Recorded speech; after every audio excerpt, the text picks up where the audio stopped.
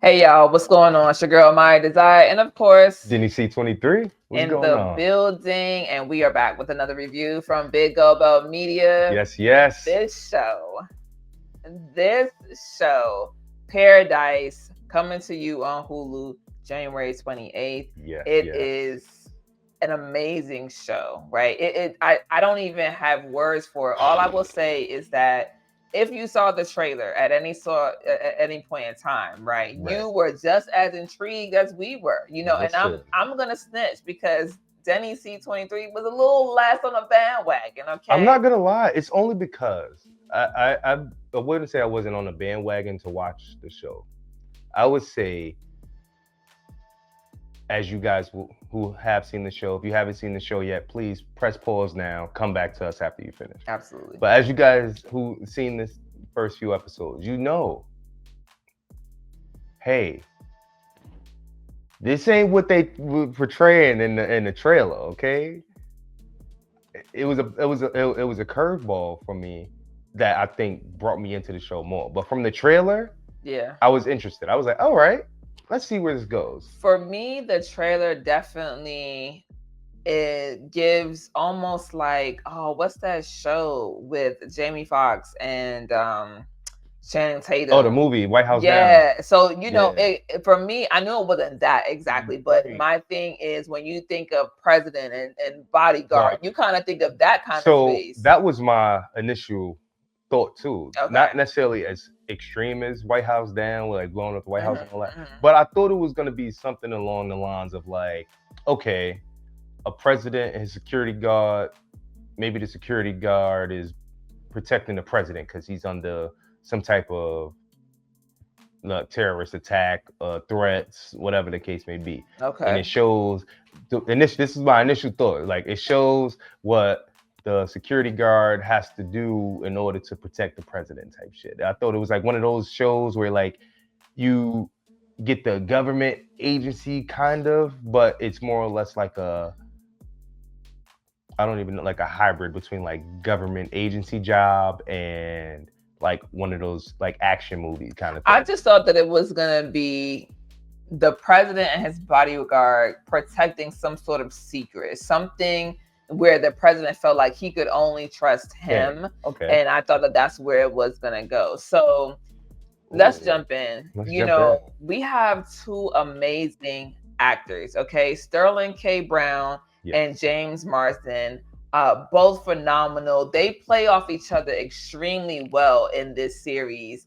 And so we get to understand a little bit about Cal, which is the president, and Yes. Xavier, which is Sterling K. Brown's character, right? Yes. Cal is the president, and his goal is to do this term and then retire, And he Right. makes it very clear. I did a very good job at paying attention to the words. He makes it very clear. He says, I want to do this term and I want to retire. That's if somebody doesn't shoot me first, which Right. is very key going into the first three episodes because this is a drop where you're going to get the first three episodes of Paradise. So, again, if you have not seen the first three episodes, don't come up Pause. in here.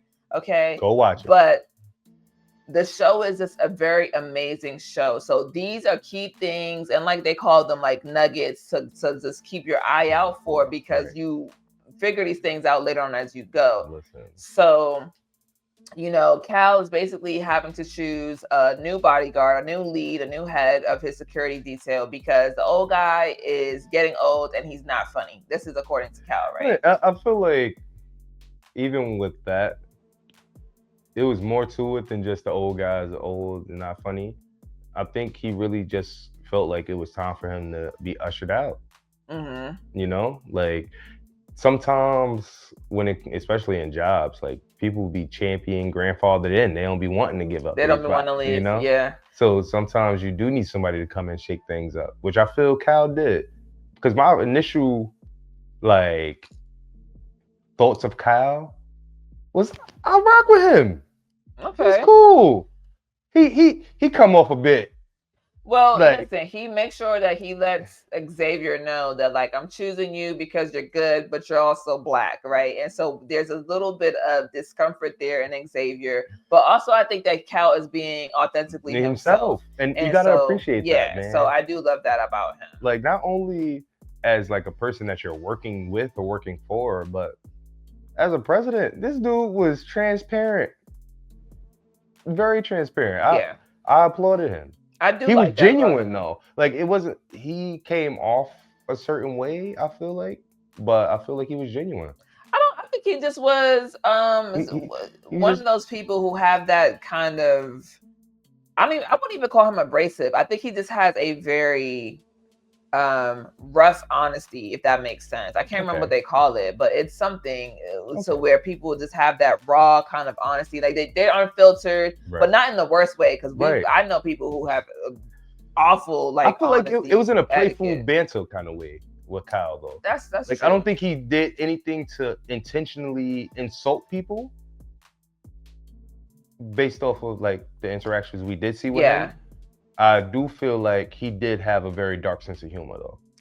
I'm not a fan of dark sense of humor, so what? I like dark sense of humor. Look, but dark jokes is fun as long as they're tasteful. But that's what I was getting ready to say. I do think that he was tasteful in his jokes, and we see that throughout the first couple of episodes. So we'll just stick with Cal's character for now, right? So Cal's the president, right? And we understand that he wants to do the last term and then he wants to retire. Sounds good to me, right? He talks about how his wife doesn't want anything to do with him, and basically, you know, that as soon as this term is over, she's going to leave him. He doesn't really spend time with the kids like that. And so you can see that this is a man who's somewhat distraught because his family is not cohesive, it's not together. And so even in that, we see him having conversations with Cal where he's drinking a lot or he's smoking, you know, and these things, again, little nuggets to pay attention to. He's having conversations with Cal about the children or about his children. Xavier. Yes. Cal is having conversations with Xavier about his kids. And as we'll get to learn, Xavier has 2 kids, a boy and a girl. He has James and Presley, right? I'm not gonna lie. Having a daughter named Presley as a black man, it's hilarious. I'm sorry. Is it? Why is it Especially is more hilarious because Kyle made a reference to it. He's like, really? Oh, and he doesn't know. Well, the wife shows the name, right? Because she's an Elvis fan. Yeah. That was another hilarious thing. Yeah. I don't know too many black Elvis fans. I'm sorry.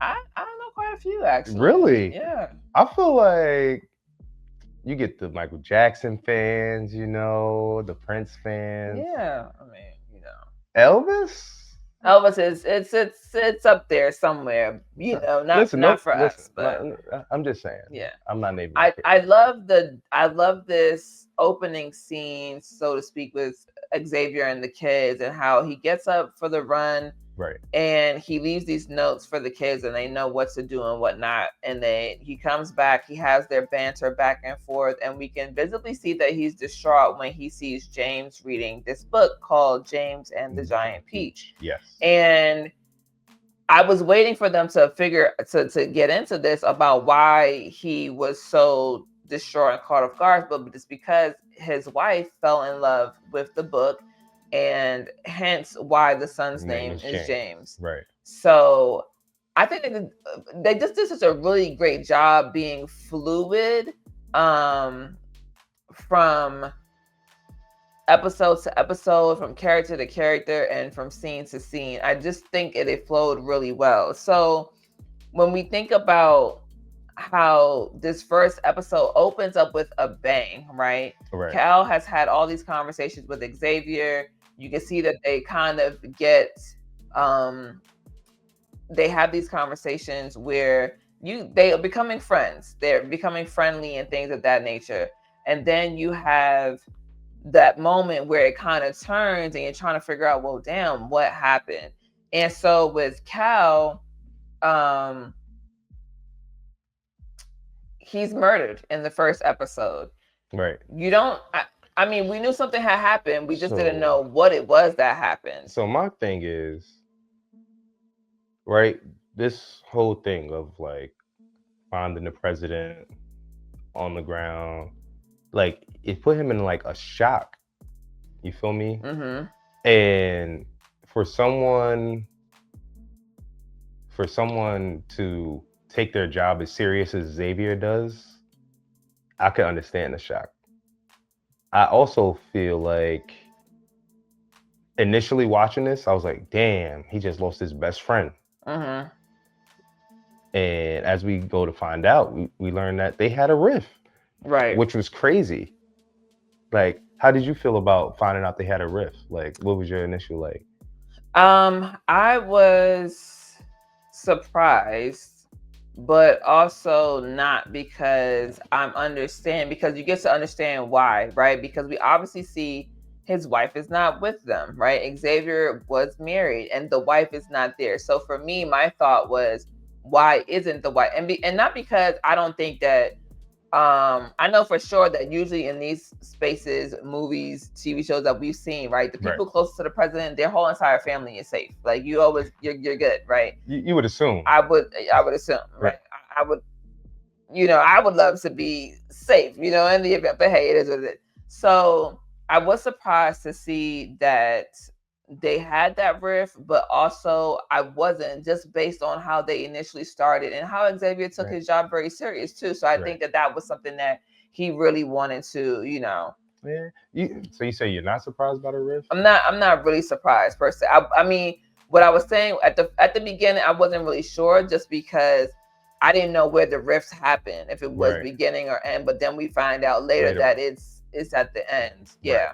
So, my thing is, for you to come in and find your boss on the ground, dead.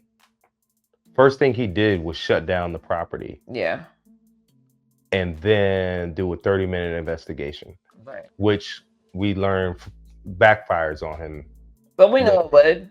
I mean, I knew it would, because protocol is to immediately call it in. Right. But I think I understood why he did it, of course, because he wants to figure out, like he said, as soon as we call them, the scene is no longer ours. We'll have no access to it. So I just want to get eyes in.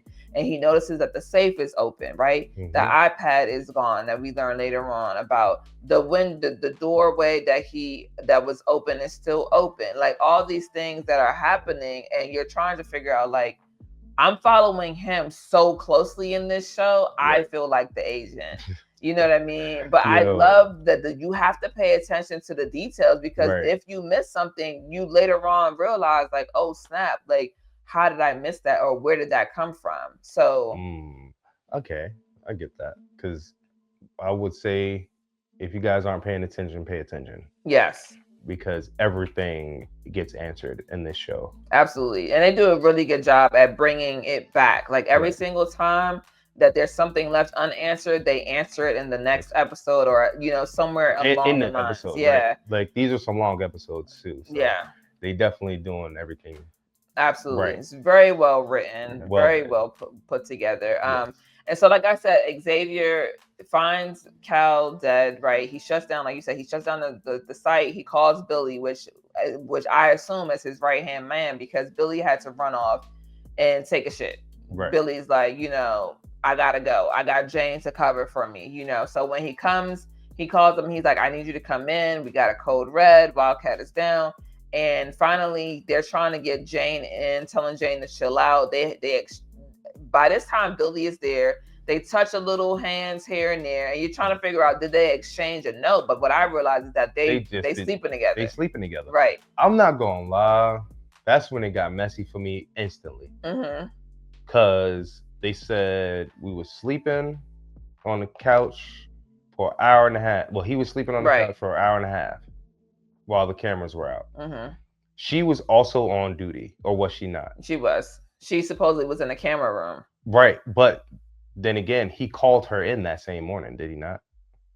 So was she there until the cameras went back up, and then she clocked out for her shift?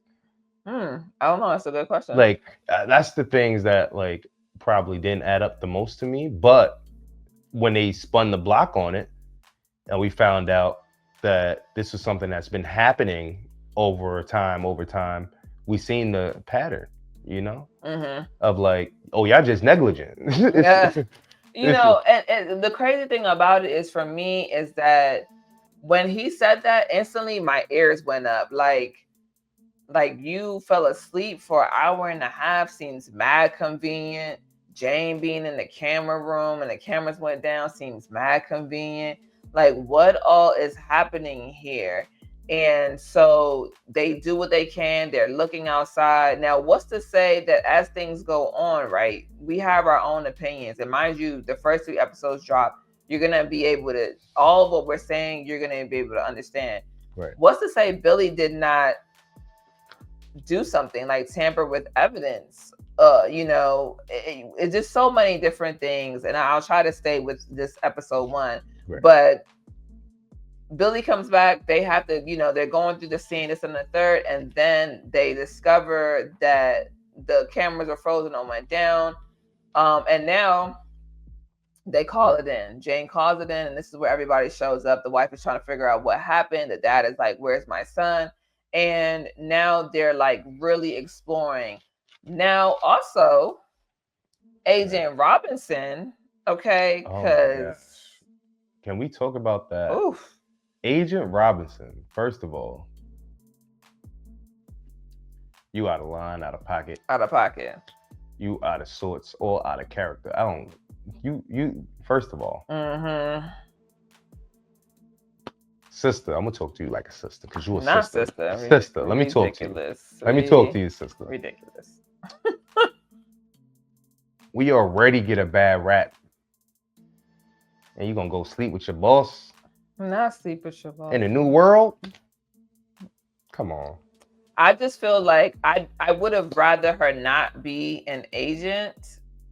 I would rather her not sleep with her boss. I would rather her not sleep with a married man. Hello. That's part 2. That part. And lo and behold, we see her on the cameras, and they say regularly, because they, she comes in here often, which is crazy to me. But and then of course she is the one leading the investigation, which, how do you feel about that? I didn't like it. Listen, Xavier said, you too close to this. Why do they have you doing it? First of all, do they not know that you were sleeping with him? First of all, the way that he pulled the sheet, the rug from right under her feet with that comment, right? Because at this point they are questioning Xavier, right? Mm-hmm. And so Xavier says that this is ironic that the person sleeping with him is the one questioning me. Is that not like a problematic? Suspect? Is she not a suspect? So, and this is when we're introduced to Gabriella, the therapist, and she asked him one question. And wait, before we even get there, right? Because in that initial interrogation, I feel like the way he composed himself was so smooth and badass. And the way he threw her under the bus was even smoother. I think that the reason he was able to answer the questions the way he did was because one of his hands was balled into a fist. I don't know if you peeped that. And I don't know if that's a thing. But I was just like, this hand is balled up. I'm not sure if that does anything at all. It just was something that I noticed, because one hand was balled up in a fist while the other one was out flat. So maybe he trained himself to lie well? It's possible, but also I do think that his answers were truthful, and that when Gabriella asked him, "Are you happy that the president is dead?" his answer being yes would have still, I think it's true, because he explicitly says when Cal says, "Will you ever forgive me?" Right? We learned that his wife didn't make it, and like, how can I forgive you for that? Partially your fault. You didn't get her to a plane. Exactly. And it's like, as we learned later on with Dr. Gabby, is that, there's more to the story than what Xavier initially knew. Yes, there's more to the story. So do you feel he still should be mad at Cal once he gets the full truth? Yeah, because she should have still made the plane. So even if we're talking about the choosing, right? They were chosen, but I think that there were plenty of exceptions to the rule. That's going to be my thing. There were exceptions to the rule because, you know, and we'll get into Sinatra in a second, but like I just feel like there might have been exceptions to the rule. But Xavier basically tells Cal in episode 1, like, listen, I will sleep again when you're dead. Plain and simple. Right. That right there is just a telling line for this episode. And it also covers right before that Xavier took a bullet for Cal, right? That's He's true. at a press conference and he sees what looks like a mic and it's coming apart, and then all of a sudden it's a gun. And the guy, first of all, I'm not gonna lie. For me, I was like, that's a little bit slow, bro. Like it looked, as soon as I saw that, they had to show it in slow motion so you could see what happened. I'm sure in real time it happened quicker. Okay, maybe it happened. You know, quicker. Like, I'm just saying they had to break it down so people could digest it in the show. I'm just saying, because I'm not gonna lie, that breakdown was smooth as hell, because I like the way the guy broke the microphone into the whatever and it showed the shot. Yes. But you couldn't tell exactly who got shot. I like that. Yeah. Because it does show he got there in time, even though it was showed in a slower motion than the real time. I will agree with that. I think that, you know, seeing all that transpire, building their relationship from the jokes of like, take your shoes off, to the like, psych, I'm just kidding, like, I'm hiring you because you're Black, but you're also great at what you do. You know, I want a guy that can go with me, not just from, you know, the job, but to retirement. And I want to pick the right person for me to, damn, you know, are you ever going to talk to me and can you forgive me? That's a whole, like, and then really doing it so well, because the transition doesn't even feel overwhelming to me. Like, watching the show, you feel like, oh, damn. Oh, okay. I'm not going to lie, though. It was a few parts that took me, only because Sinatra looks the same age when she's young and when she's old. Sinatra just that's my only thing. There was no true like transition for Sinatra. Yeah, like Sinatra just stayed the same age, and everyone else looks like they matured in some way.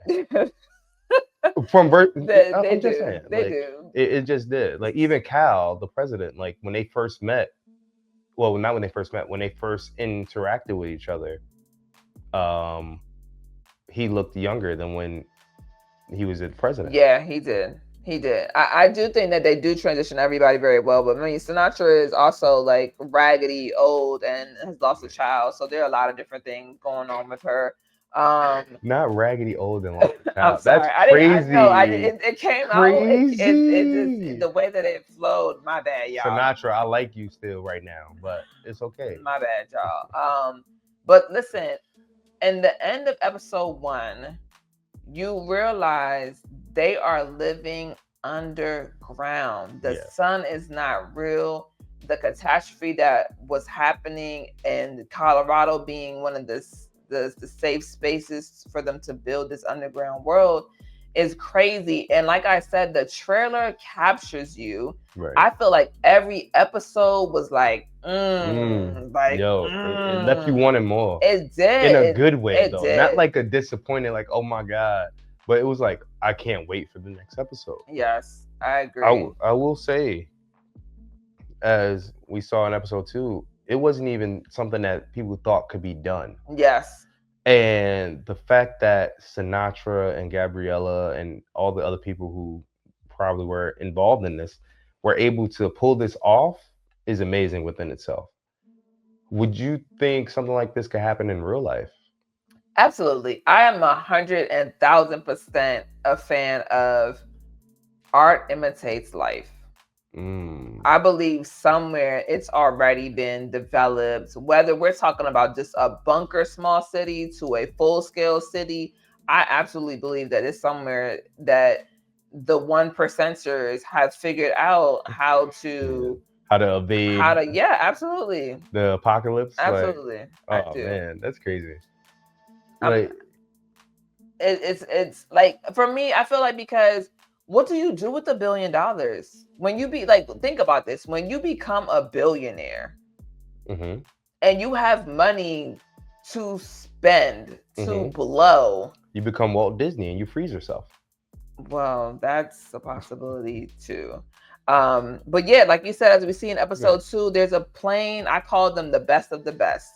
They're the best scientists, chemists, architect, all these people, one of a kind, the top in their group. And Sinatra has them on a plane, and she's basically saying to one, specifically the architect, asking like, what would you tell me if I told you to build me a city good enough for 20,000 people, for us to live, to eat, to farm, all these things? He said, I would laugh at you. And then she said, and what would you next? And he was like, I would laugh some more. I love that scene just because it shows you sometimes that people's brains don't see the vision. Yeah. Right. But to think about it, really, like, if someone was to come to you today and be like, do you think you can cultivate land under land? Mm-hmm. A lot of people are going to be like, what? Yeah. How? I mean, how? Because you have to build a structure to uphold the land that you're under. So essentially it's a dome underground, right? Which I thought was interesting too, because there wasn't like secret doors. Like, it was just plain old doors going into this mountain, which I was like, all right, now, so if I'm really trying to come up and shoot up the place, But how you shooting up the place? This the last people alive. Yeah, but you know what I'm saying? Like, I threw in zombies in there in my head. I was like, okay. If anyone survived on the outside and they came back, I'm not gonna lie. Listen, if y'all go that route, we don't know yet. We just spitballing. We speculating. We speculating. Yeah. But if they was to add some external people, that would be crazy. Yes. It would be crazy. Definitely. And at the end of, speaking of going to episode 2, as we end episode 1, we realized that Xavier has a code or some numbers on a cigarette that was left. That was on episode 2. Yeah.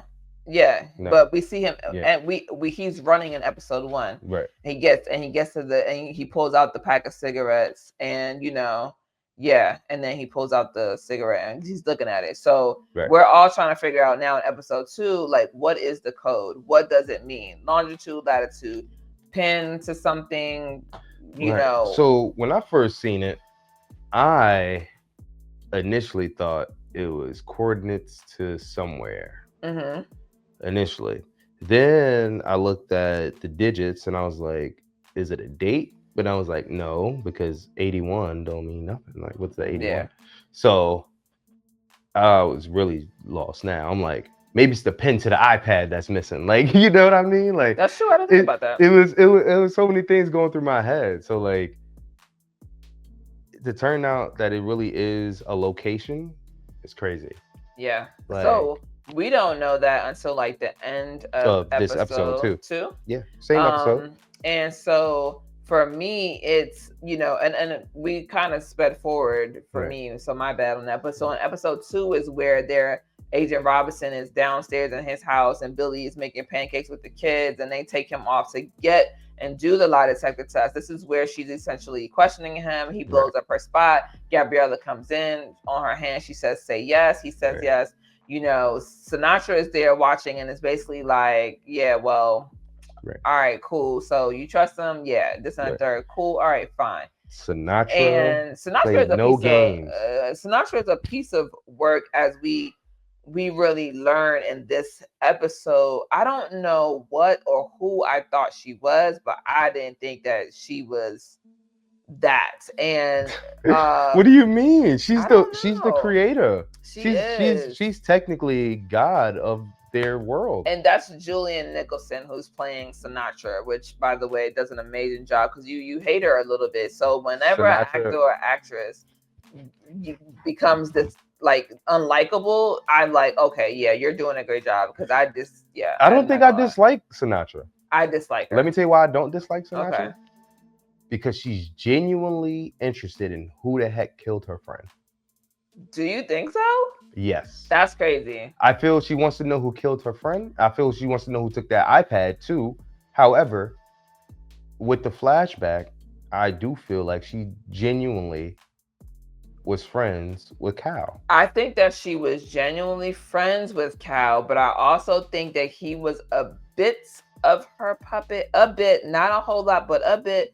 And I think that whatever is on there is can implicate her in a couple of different things and or is not good for people to find out. So I do not think she's genuine about finding out who killed him. I think she just wants to know how to plug the mole, the leak, or whatever have you that's happening. I feel like the reason the iPad is so important because it has the blueprint, the game plan, the steps that was required to get to where they were in the world. Mm-hmm.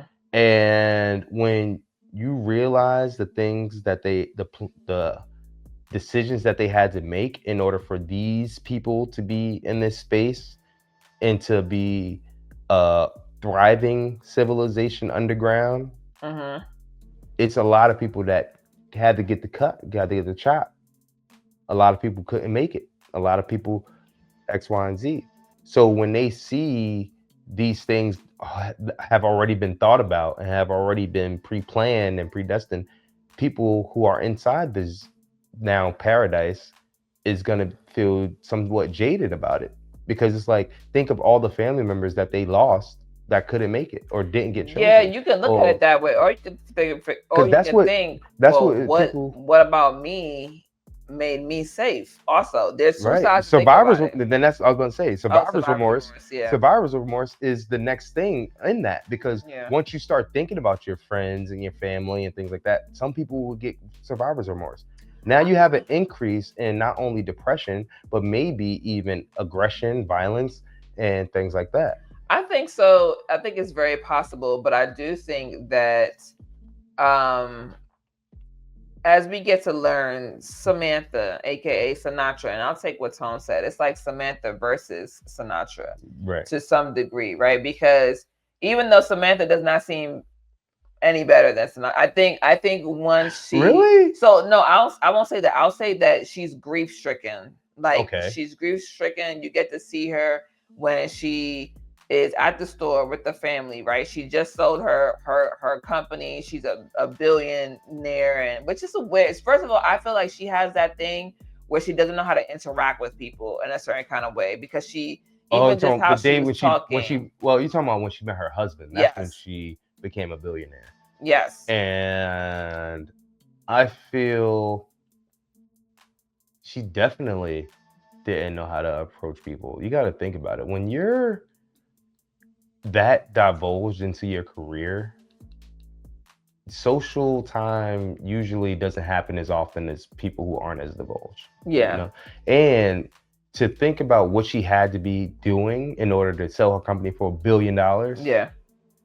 Like the tech already is crazy, which is probably key to those wristbands that they're wearing underneath underground. Right. But yes, you see her you see her as a mom, as a wife, after the banter that she has with her husband at the bar, telling him that she's worth however $1 billion. When she first met him. And they have their kids, they're out with their son having ice cream, and all of a sudden he starts to basically keel over, and he kind of goes into a slump on this pony ride. Right. And unfortunately he passes away, but this is not due to lack of like trying to find a cure for him, you know. And this is her first interaction with therapist Gabriella, which she's a grief counselor. She comes in after the doctor says, listen, there's nothing more we can do, and you know, I want you to get prepared for this. And so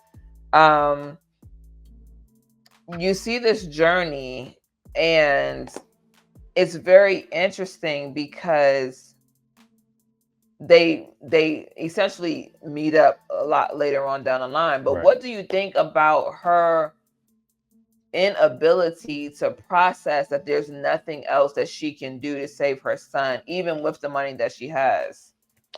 I think that is the biggest pill for a lot of people to swallow. Mm-hmm. And that's the biggest pill I think society has to swallow, is that money doesn't fix all problems. And it kind of makes you put things in perspective, is like, wow, did I really show up my best for my loved one during this time where I was using money to probably compensate for things that I wasn't doing on a personal level? Mm-hmm.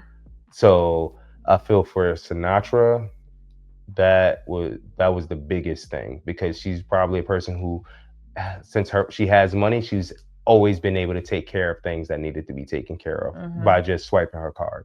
Right. But now it's like your card can't fix this, honey. I'm sorry. Yeah. And that's I do devastating. think it obviously is very devastating to lose a child in any capacity, in any way, right? And she's now, as we can see, she's also not doing very well. I don't think, based on her interaction with her daughter, like it doesn't seem like they have like a real connection there. Right. You don't see much of her husband really, so there's that. We Right. just see the flashback of him, like the beginning with stages where they're old now, and Right. then the flashback.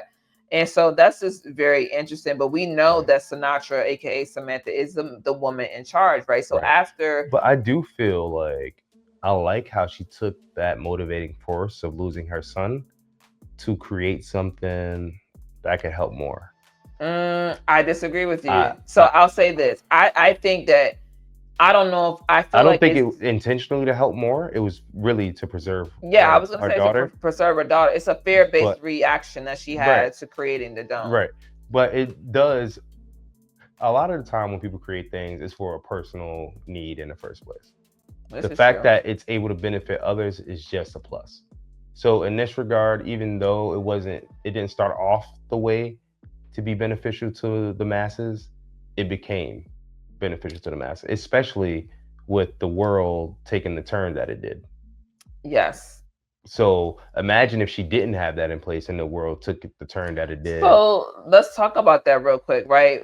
She meets, she goes to some sort of conference. This conference is made up of a multiple different segments, but this very last segment talks about how, like, what happens when the climate change, when the water rises too high, or things of that nature, or the fire, or that Right. thing, right? And she's like paranoid, so she wants to know, like, what if that happens? And this is where she runs into Cal, who at the time is senator, and they go back and forth, and she follows he talks about her son who's passed away, and for the first time you see her like smile, but you can also tell like she's still like a little off, right? And he was the first person to talk to her like a human about her child. And I think that's, I won't say there's anything, there's nothing wrong with that. I think that people in general have a hard time with that because grief has people not talking about situations at all, as if That's the person true. didn't exist at all. And I think that is, for me, that's problematic. Well, I don't want you to come in 6 months, directly 6 months after maybe, and talk about it. I think that it's still worth talking about. Whoever that person was mattered to you. So there's that. Like I said, Sinatra, they make the joke where it's like, my dad calls you Sinatra, and she's like, why? And he was like, I guess it's because of the hats, right? And she even explains to him that she's going bald because she's pulling out her hair from the back. She said that. And so those type of compulsions, like, listen, I'm pretty sure therapists will tell you, child, listen, stress. Yeah, a whole different ball game. And after Xavier's interrogation, she basically tells him, like, listen, we're putting you on 2 weeks leave of absence, vacation, take your time, hang out with your kids, this and a third, and leave this alone. And he basically says, well, I'll be better useful here. And she's like, no, like, leave it alone. Like, listen, I'm not gonna lie though, that was right. He didn't follow protocol. He didn't follow protocol, but he's also the top agent that they have. And after the lie detector test came back saying that he was being honest, I wouldn't bench my best player. Okay, still, you can do the 2 weeks, but the reassignment part, I'm not with. I think I would have reprimanded you for not following protocol, and then put you back in the game. Reassigning you was a bit dramatic. Yeah, exactly. But to the reprimanding, I feel was on par for what he did. Yeah, I 2 week suspension, cool. That's, you didn't get fired, because that's a fireable offense in my opinion. This is the president of our new free world. Yeah, I mean, it's fireable, but it's also, I want to say it's fire. I mean, yeah, It's okay, it's o- it- fireable. it's only not fireable probably to you because of who he is, Yeah. but the action itself is fireable offense. Yeah. So as Right. we see here, things are getting crazy. Some Sinatra has decided, like, we're just gonna tell them that the president dies of natural causes, Right. and they ping an alert To call a town hall meeting, to a right? town hall For meeting, right? everyone, For so everyone everyone watch to like do it. Which is, you know what, I'm not gonna lie, I feel like that is going to be our reality in like another 20 years, where 20. like I I'm say being I say generous 5 to 10. because you can't mandate it. That's the thing. You can't mandate that. Well, I mean, Look, you look, don't look, need look, to. You don't look. need to. One thing that they're gonna do, they're not gonna mandate it. They're just gonna implement it and then make it very hard for you to do anything other than that. Yes, this is true. That's just the way the world works, This you is know. true. So like, it within the next 5 to 10 years, like we already have people with chips implanted in their They do. bodies. At So Amazon, at Whole Foods, you can definitely pay with your hand. I'm not sure what it is that they're doing, but there's an option there where it says pay with wave your hand, whatever. Very creepy. I have never yeah. yet see it used, but it's there, which means Yeah. obviously somewhere along the You time know what I it's really coming. liked about this part of the show is now we actually get some of the kids, Mm-hmm. right, of the adults as their adults are going through everything. But Right. we see Presley, which is Xavier's daughter, and everyone gets the alert for the city hall.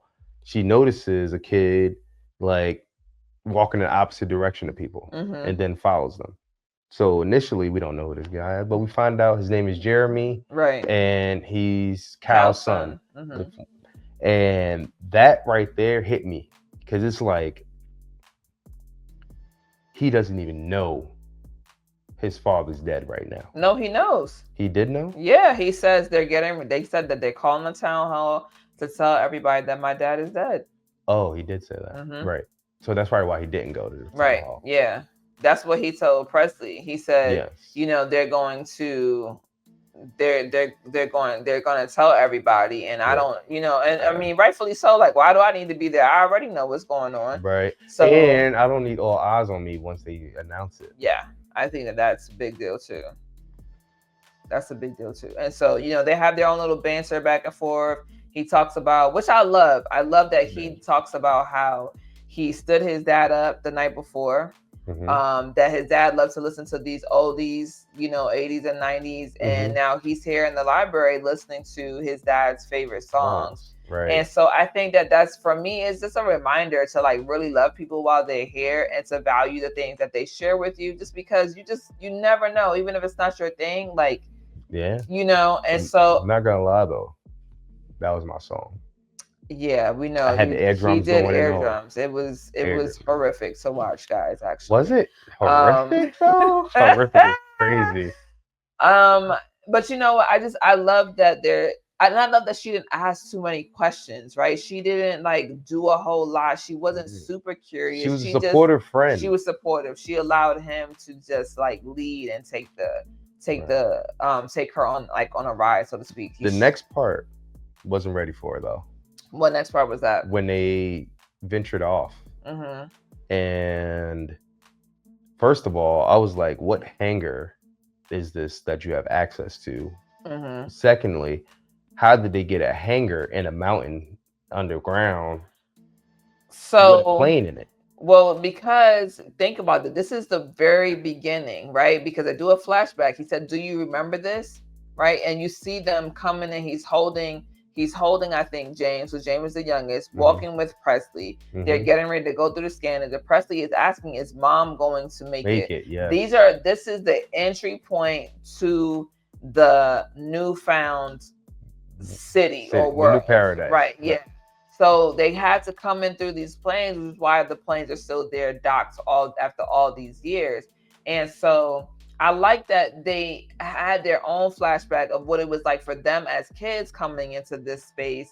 And so we realize, oh, the number on the cigarette is the number on the planes, which on is the tail of the plane. Which I would assume is Air Force One. I don't remember if it was Air Force One. I don't either, but I do know that's the president's plane. Yes. I do know that it was referenced in, if I'm not mistaken, this episode. Yes. Right? Was it this episode? Yeah, it was referenced in this episode. Yeah. So during this episode, no, it's not. It was episode 3. It was referenced. Air Force One, because he was talking to his dad. Yeah, but we gonna get there. But well, I do like. But seeing the plane number and matching the cigarette definitely sparked my interest. What do you think is in the plane? I feel it, like I said, it's a coordinate.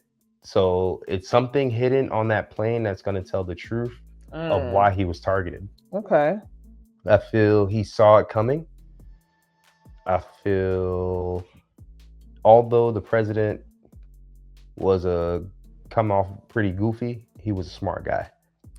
I do think that he is a smart guy, and as we see moving through this episode too, the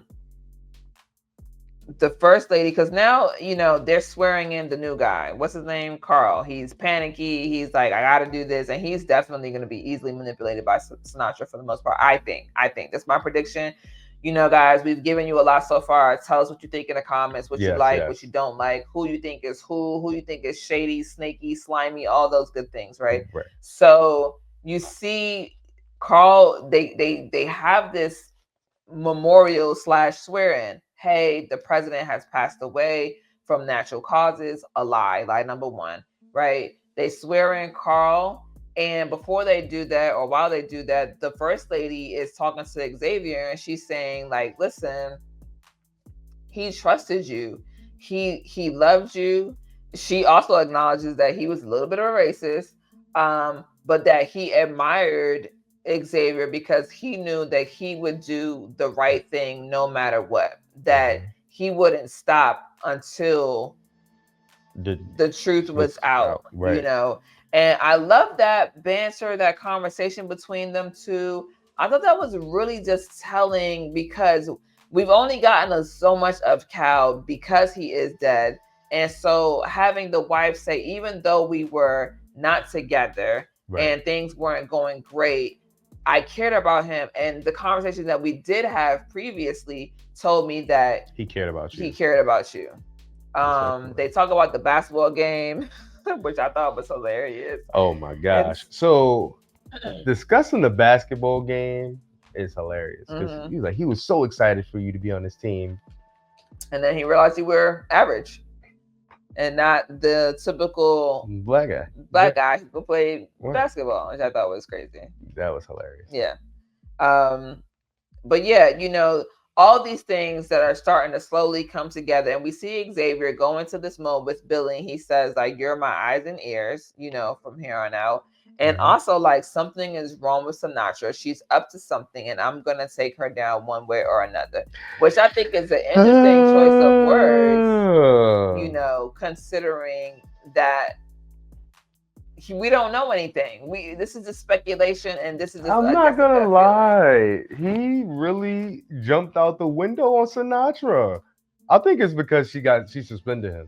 I mean, again, trying to figure out why you sat your best agent down, and not only sat him down, but reassigned them.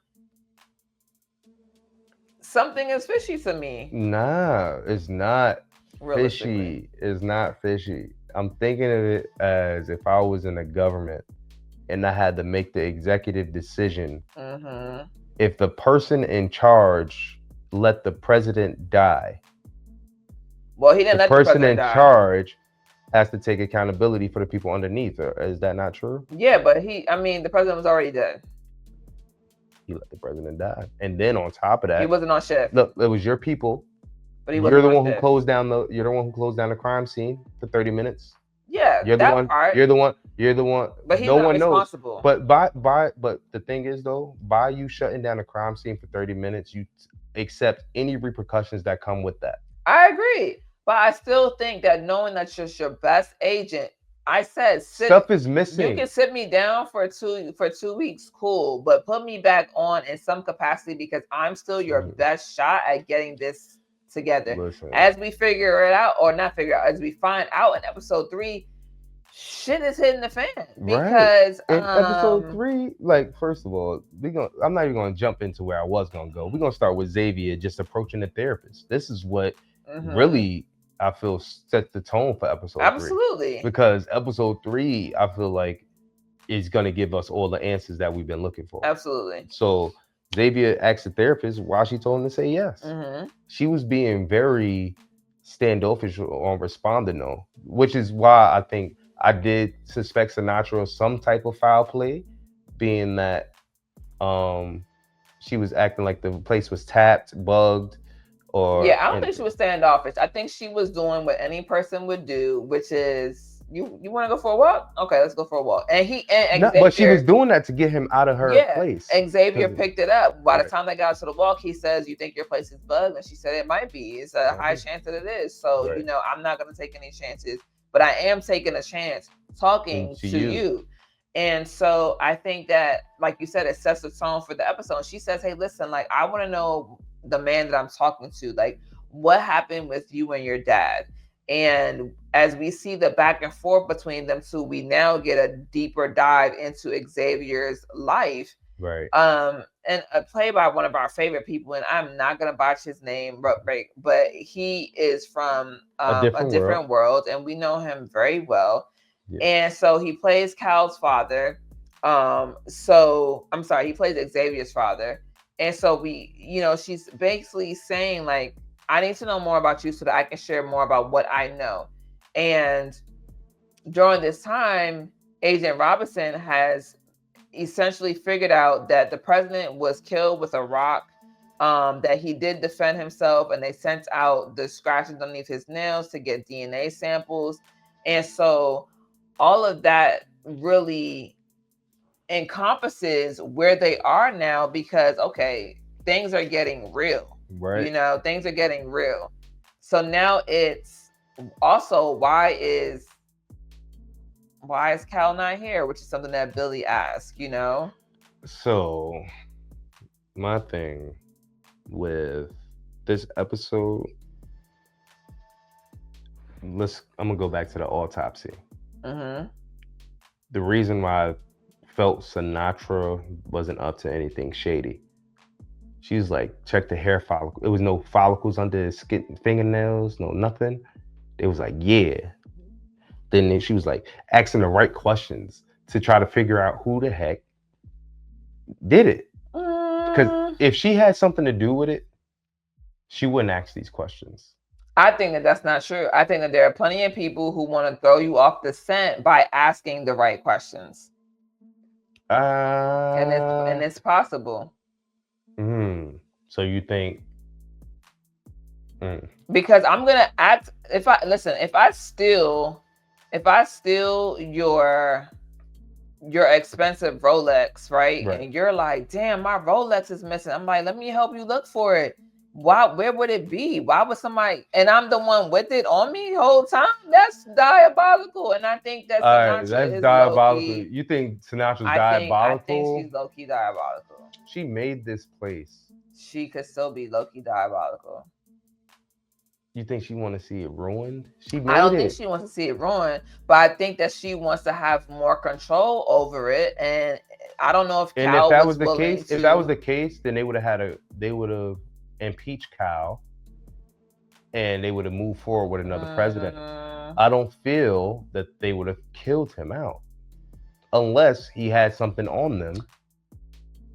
Okay, I don't know if she necessarily has something to do with it. I just feel like some of her intentions are not pure. That's all right. all. I can definitely say that. Like, but that's usually the case when these situations, when you have people in charge of a government, you never get the full truth.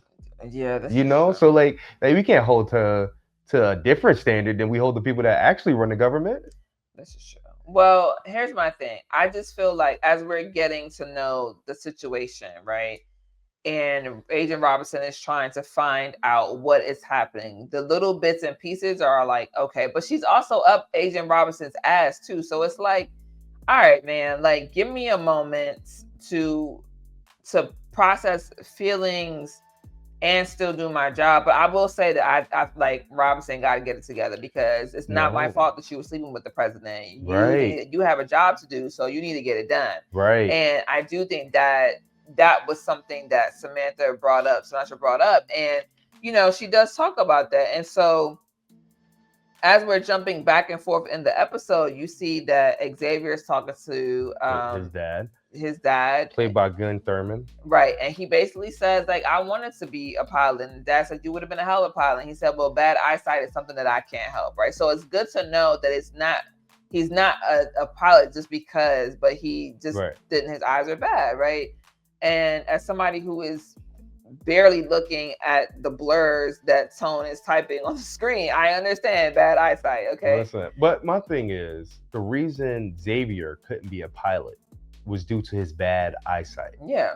So the fact that the father now is developing bad eyesight, that is crazy. Well, I don't know if he's developing bad eyesight. He's getting older. He has Parkinson's. He got Parkinson's. Yeah. That's not. Yeah, the Parkinson is what it was causing the issue, right? So, they have this, but they have good connection, which I love. They have a good relationship. Things are going well. And, he notices it the first time. And, this is when he's detailed to the vice president. So he's sharing that. And then he's also saying, like, man, his wife, who I don't remember her name. But he says, she's been throwing up. She's really sick. It's only in the morning, like morning sickness. And he puts 2 and 2 together, and he realizes he's going to be a dad. And again, like I said, they have a great relationship. So I love this because it gives you the build up to what's going to happen. Right. And he kind of cuts the therapist short there. And he's like, listen, it was just bad eyesight. It was nothing more, nothing less. Like, he got old, da da da.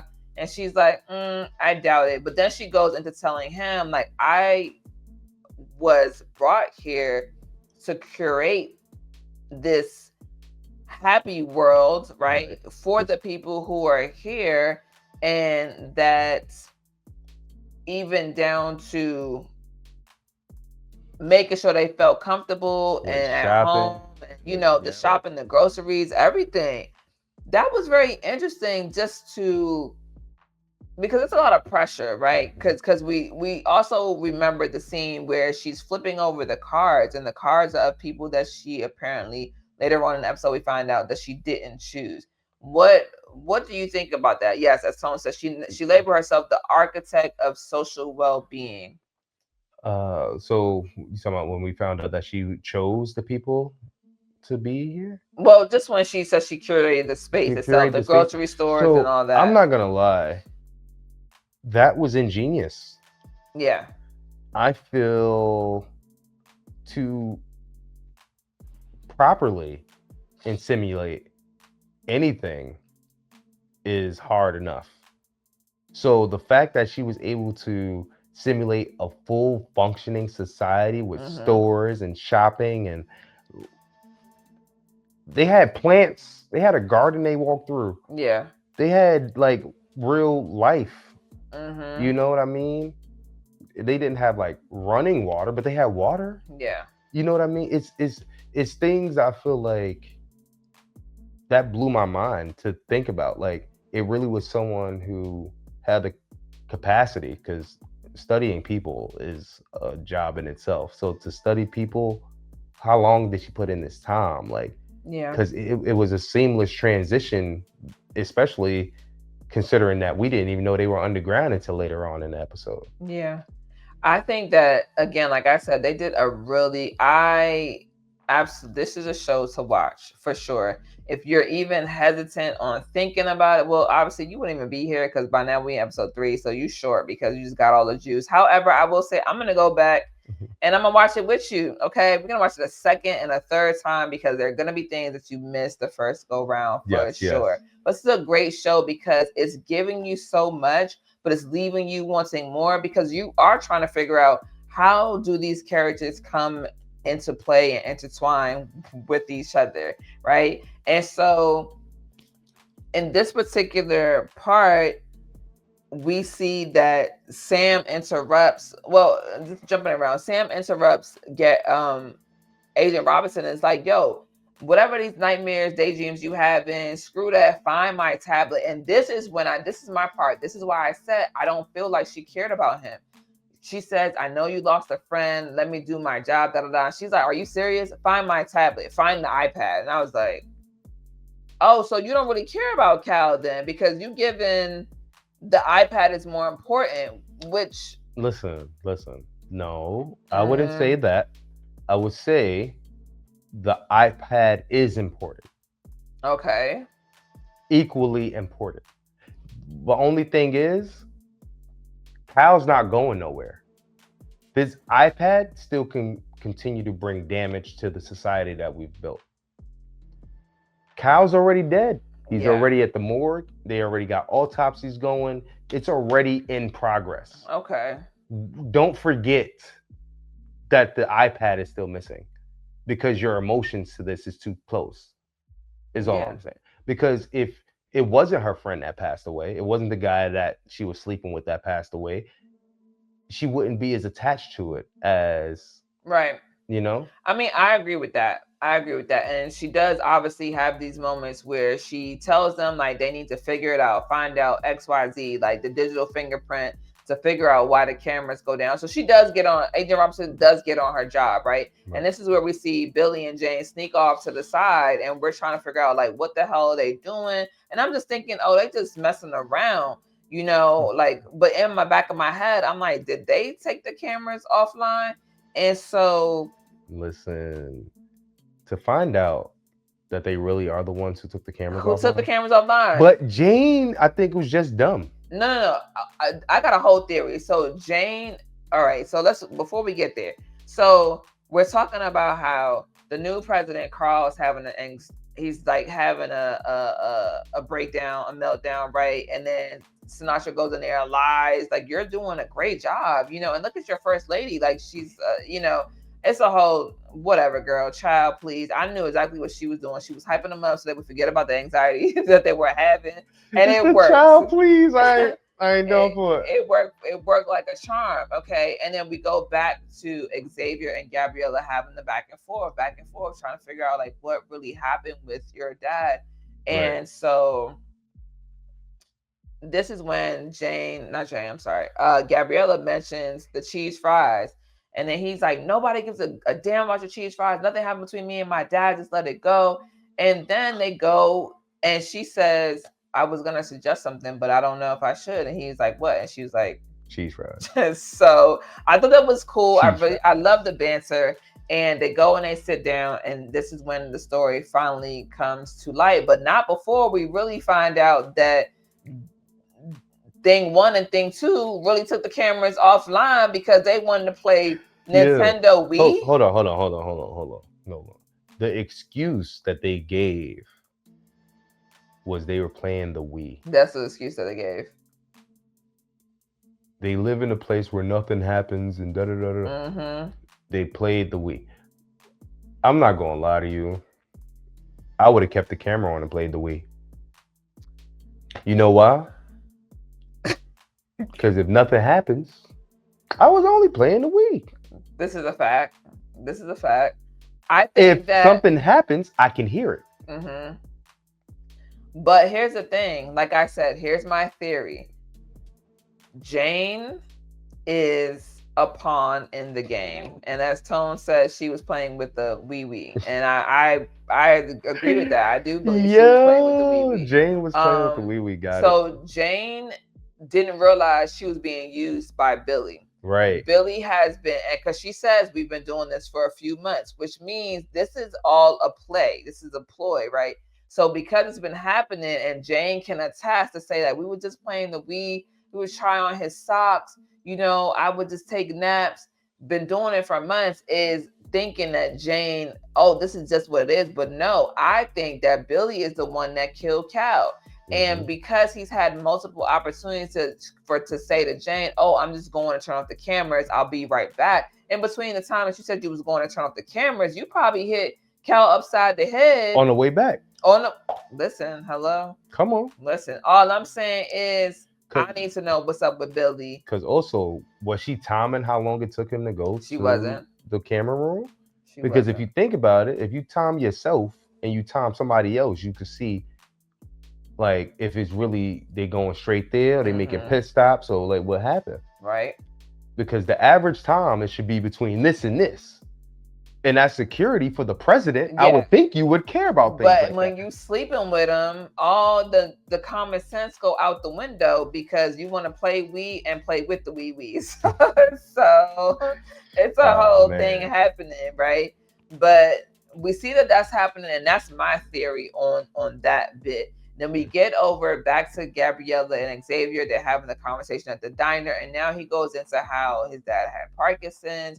He meets him at the hangar this time around. I mean, not the hangar, at the airport this time around, and tells him, and he has told his dad, like, you need to let them know, right? Because it's dangerous. And I'm sure everybody would think that too. Like, you're shaking hands, should not be driving a plane or flying a plane. And he's so, like, my crew know. They just take a little extra precaution. That's all. Yeah, that's not enough. And so this is the second time around meeting his dad at the airport. He tells him, like, now I've been detailed to the president, and tells him, do you want to see Air Force One?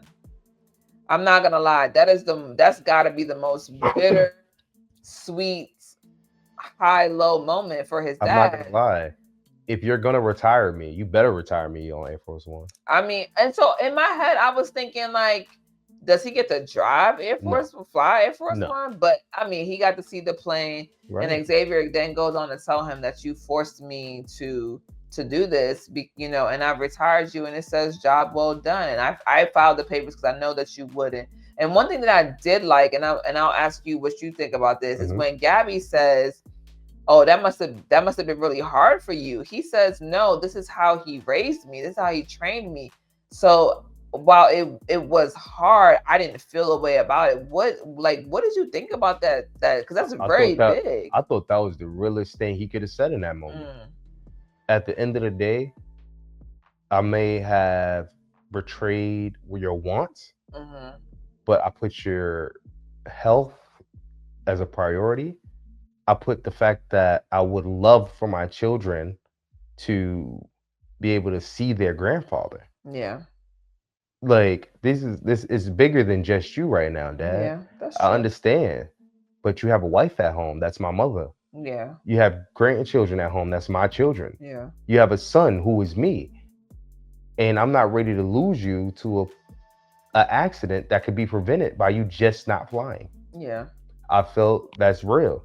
I feel more people need to stand on it when it comes to their loved ones, because a lot of the time people watch people self-destruct, self-sabotage, or do things that will directly hurt them or lead them to a place where they can't come back from. I'll agree with you to a certain degree, right? Because I'm also not responsible for you, and something as simple as filing forms for you is completely different than turning you into, like a facility or you know what I mean? Like that's different. In that case, that's what I'm saying. So for what he did, I think he did it the right way.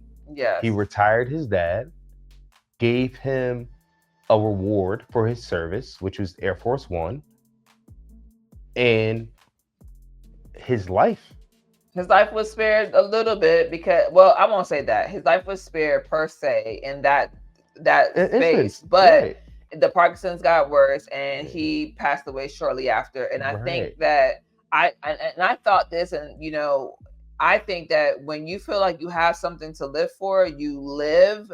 But when you feel like you don't have something to live for, you die. And so I do feel like the dad felt like I had something getting me up in the morning, and I don't know what capacity they could have put him in outside of flying the plane. But I feel like if he has something to live for, in the sense of, and I'm not saying that his kids and his wife and the grandkids are not live for, but I'm saying that some people really their career is like so much ingrained into who they are that it's hard for them to see otherwise. So but that's all right, so I get that. Like, his father did pass after. Yeah. However, imagine if he would have passed on that plane.